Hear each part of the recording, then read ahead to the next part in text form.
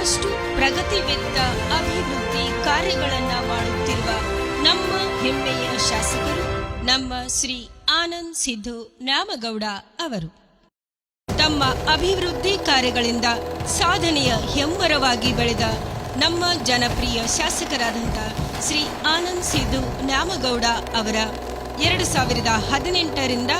2023 ಅವಧಿಯ ವಿವಿಧ ಕಾಮಗಾರಿಗಳ ಸಂಕ್ಷಿಪ್ತ ಪರಿಚಯ. ಜಮಖಂಡಿ ನಗರದಲ್ಲಿ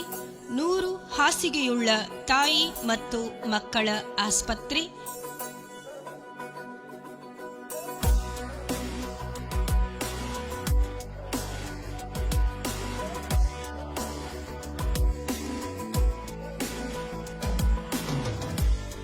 ಜಮಖಂಡಿ ನಗರದ ಸರ್ಕಾರಿ ಆಸ್ಪತ್ರೆಯಲ್ಲಿ ನೂತನ ಆಮ್ಲಜನಕ ಘಟಕ, ನೂತನವಾಗಿ ನವೀಕರಿಸಲಾದ ಗ್ರಂಥಾಲಯ,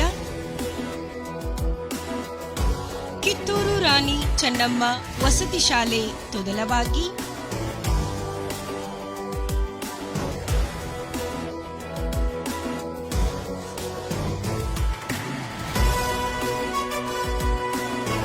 ನೂತನವಾಗಿ ನವೀಕರಿಸಲಾದ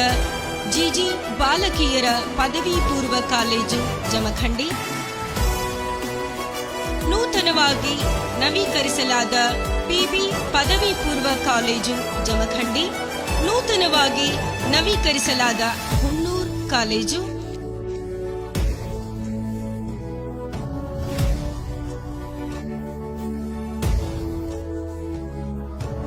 ತಾಲೂಕಾ ಕ್ರೀಡಾಂಗಣದಲ್ಲಿ ಸಿಂಥೆಟಿಕ್ ಅಳವಡಿಕೆಯ ಬ್ಯಾಡ್ಮಿಂಟನ್ ಒಳಾಂಗಣ ಕ್ರೀಡಾಂಗಣ,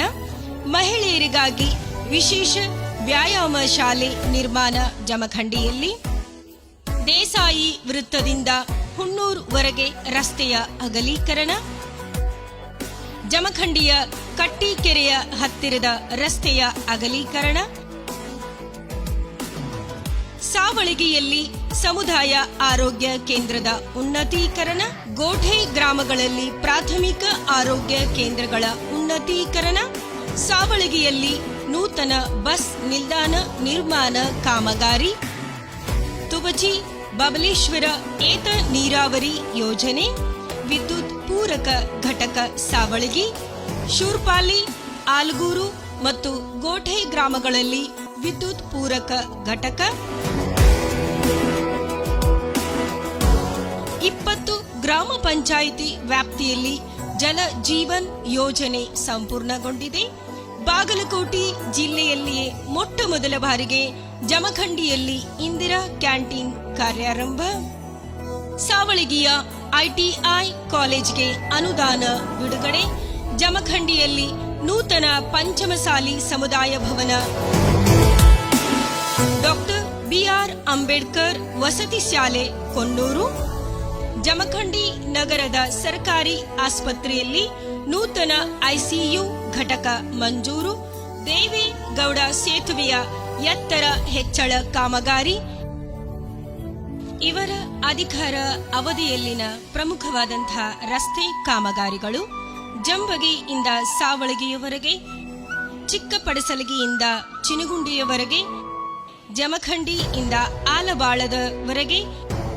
ಲಿಂಗದಕಟ್ಟಿ, ಕಡಕೋಳ್, ಕಂಕನವಾಡಿಯವರೆಗೆ, ಚಿಕ್ಕಲಕಿಯಿಂದ ಬಿದಿರಿವರೆಗೆ, ಗದ್ದಾಳದಿಂದ ಗೋಠೆವರೆಗೆ, ತುಬಚಿದಿಂದ ಸಾವಳಗಿವರೆಗೆ, ಗೋಠೆದಿಂದ ಹೊನವಾಡದವರೆಗೆ, ಶೂರ್ಪಾಲಿ ಆರ್ಸಿದಿಂದ ಶೂರ್ಪಾಲಿವರೆಗೆ, ಗೋಠೆದಿಂದ ಕೋಟ್ಯಾಳ್ವರೆಗೆ, ಮೈಗೂರ್ದಿಂದ ವಿಜಯಪುರದವರೆಗೆ